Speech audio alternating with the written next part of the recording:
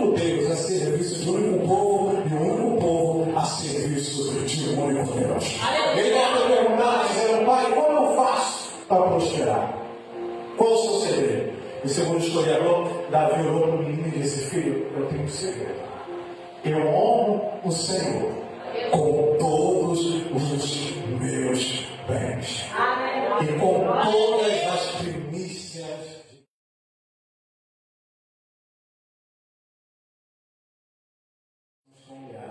E o meu espírito saltear dentro de mim, pela concepção das poderosas e gloriosas palavras que Salomão teve o grande beneplácito de não deixar escritas, inspirado, movido e impulsionado por magnífica e extraordinária inspiração divina, concedida pelo Espírito Santo, que um dia se apoderasse do mesmo. É bem verdade que era o conhecimento de todos nós outros que Salomão era filho do grande rei Davi. Sua mãe se chamava Betseba. Para quem não sabe, o nome Salomão significa pacífico. O que significa o nome Salomão? Pacífico. Pode ser mais forte. O que significa o nome Salomão? Pacífico. Quando Betseba entregou a criança nos braços de Davi, Davi ergueu a criança para o céu e disse: Esse se chamarás Salomão, que quer dizer no hebraico pacífico. Todavia, a Bíblia Sagrada diz que o profeta Natan deu outro nome para a criança, a saber, Gedias. Qual foi o nome que o profeta deu? Pode ser mais forte. Qual foi o nome que o profeta deu? Como estamos no estudo, vamos usar bastante a Bíblia Sagrada. Alguém pode abrir para mim em 2 Samuel, capítulo 12, versículo de número 25. Vou pedir a nossa pastora para ler para a gente 2 Samuel, capítulo 12, versículo de número 25. O profeta Natan chama a criança de Gedias. Acompanhe aí na sua Bíblia Sagrada, 2 Samuel, capítulo 12, versículo de número 25. Lê para a gente, nossa pastora. E ele enviou pela mão de Natan, o profeta, e ele chamou seu nome Gedias por causa do Senhor. Amém. Natan disse que a criança será Gedias. O que significa Gedias? Gedias significa querido do Senhor. Vamos lá, o que significa Gedias? Querido do Senhor. Pode ser mais forte. O que significa Gedias? Querido do Senhor. Ele vem exatamente da raiz hebraica, da derivação do nome do seu pai Davi.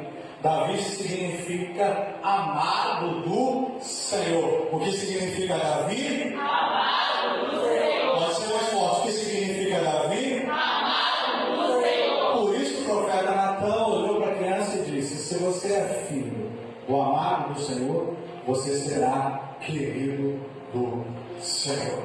E nós sabemos que Gedias, ou Salomão, como queiras, ele foi o herdeiro do trono real de Davi. Ele foi, na verdade, o terceiro rei do Reino Unido de Israel. E, na verdade, também o último rei. E reinou não somente sobre Jerusalém, mas reinou sobre todo Israel por 40 anos. Tem isso na Bíblia? Tem. Vamos ler? Quem pode alcançar para mim 1 Reis, capítulo 11, versículo de número 42. 1 Reis, capítulo 11, versículo de número 42.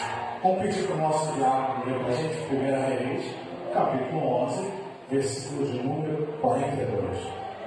E o tempo que reinou Salomão em Jerusalém sobre todo Israel foram 40 anos.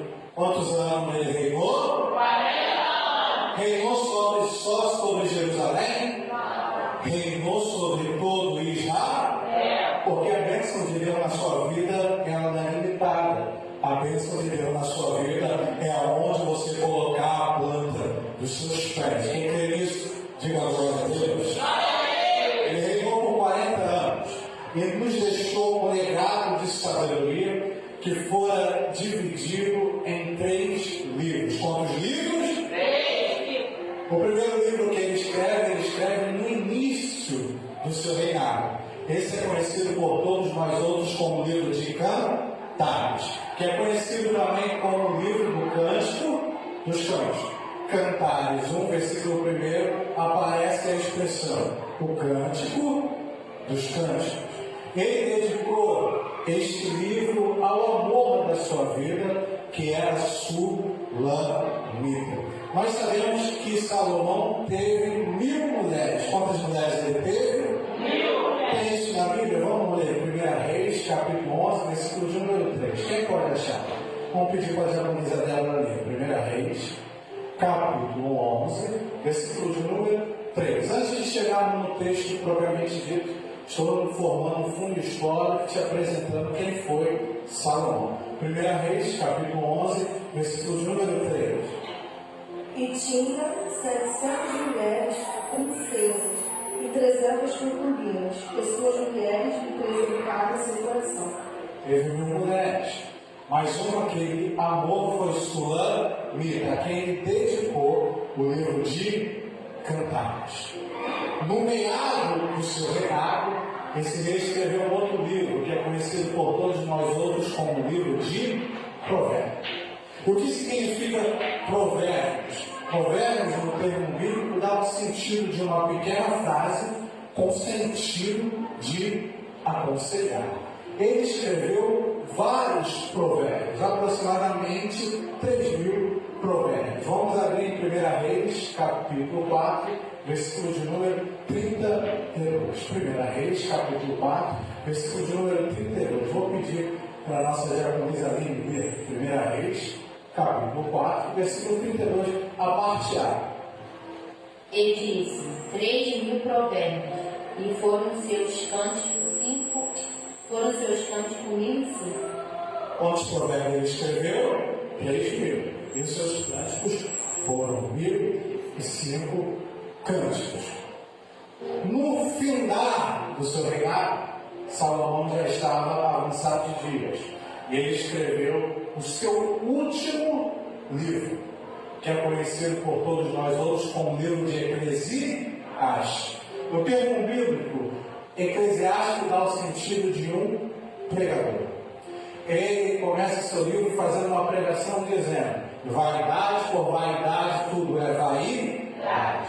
Prega também sobre o tempo, no capítulo 3 do seu livro, não vamos ler para ganhar tempo, mas ele diz que para tudo há um tempo determinado debaixo do sol. E termina o seu livro, em Eclesiastes capítulo 12, versículo 1, dizendo: lembra-te do teu Criador no dia da tua mocidade, antes que venham dias maus. Mas veja que o centro da história do rei é Provérbios. Ele se apegava nas pequenas frases e trazia para a sua vida como conselho e as praticava. Percebe que Provérbios está no centro de Cantares e de Eclesiastes. Então ele trazia essas frases como no centro da sua vida. Em Provérbios 3:9 ele contou o segredo da sua prosperidade. Ele deixa um conselho dizendo: honra o Senhor com todos os seus bens. Honra o Senhor com todos os seus bens e com a primícia de sua renda. Aqui ele está revelando o maior segredo da sua prosperidade. A Escritura Sagrada diz que quando seu pai estava próximo a morrer e as virgens tinham que agradecer, ele deu uma ordem dizendo que trouxesse Salomão, hoje de dias como queira, diante da sua presença. E ele vai dar conselhos àquele menino para que ele governasse. Por que eu digo menino? Porque em 1 Reis, capítulo 2, versículo 2, anote aí, não vamos ler para ganhar tempo. Davi, olhou nos olhos do seu filho e disse assim: seja forte e seja homem. Por que seja homem? Porque ele era apenas um menino que deveria assumir a estatura de um homem para governar o rei. O menino deve ter olhado para o pai, visto que era o rei Davi, o rei mais amado de toda a nação de Israel, que até hoje está lá a estrela de Davi na bandeira de Israel, que significa aquela estrela com 6 pontas, um único Deus a serviço de um único povo e um único povo a serviço de um único Deus. Ele deve ter perguntado, dizendo: pai, como eu faço para prosperar? Qual o seu segredo? E segundo o historiador, Davi olhou para o menino e disse: filho, eu tenho um segredo.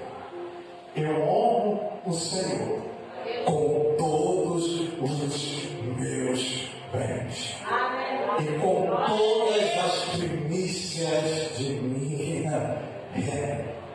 Aquilo ficou guardado na tábua do coração do menino. E o menino cresceu e sendo instruído pelas palavras de seu pai.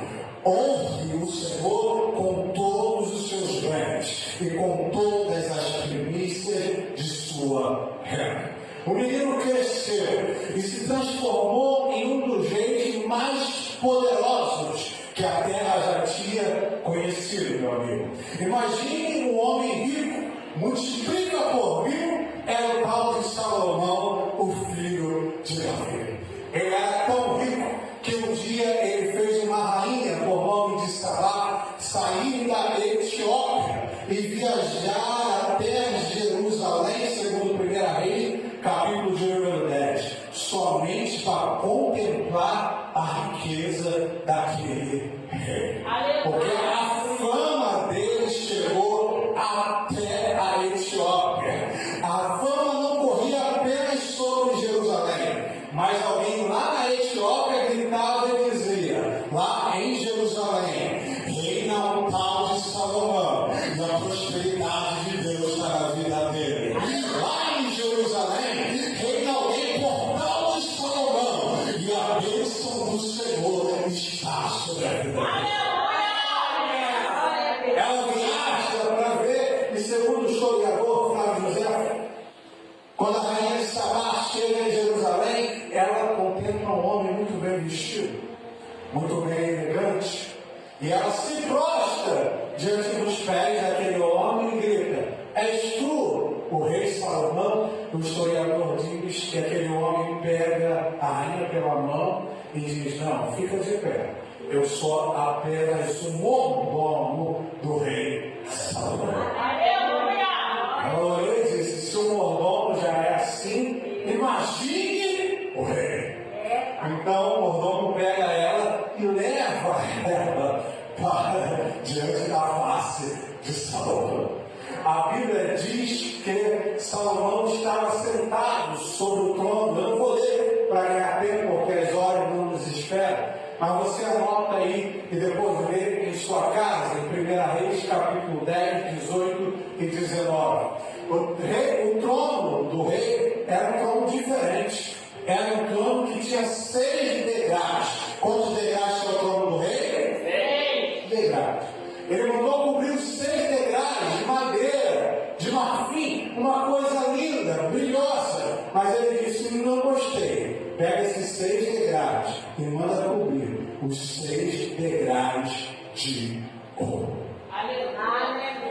Em cada ponta dos degraus tinha 2 leões. Um leão do lado direito e um leão do lado esquerdo, representando o símbolo maior da tribo de Judá, a tribo do seu pai Davi. Um trono magnífico.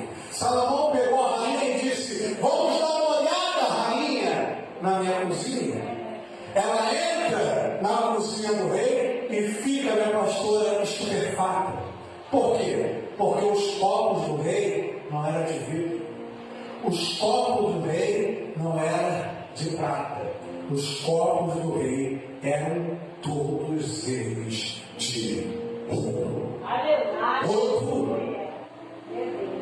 1 Reis, depois você lê em sua casa, capítulo 10, versículo de número 21. Todos os copos eram de ouro, porque a prata no dia de Salomão era a mesma coisa do